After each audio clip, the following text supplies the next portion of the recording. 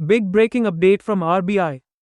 Reserve bank repo rate 25 basis point കുറച്ചു. ഇപ്പോൾ rate 5.25%. Inflation വളരെ താഴ്ന്ന നിലയിൽ നിൽക്കുന്ന സമയത്ത് സമ്പദ്വ്യവസ്ഥയ്ക്ക് കൂടുതൽ ശക്തി നൽകാനാണ് ഈ നടപടി.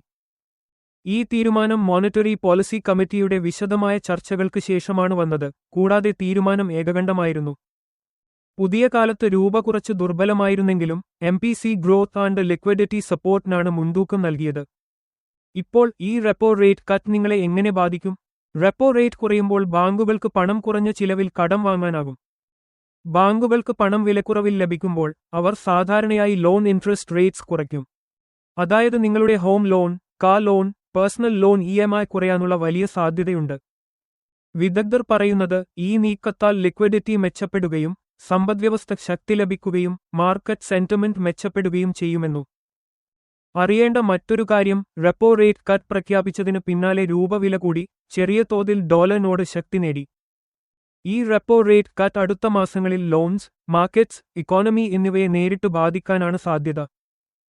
ലൈക്ക്, ഷെയർ, ഫോളോ ചെയ്യാൻ മറക്കല്ലേ. R² market insights.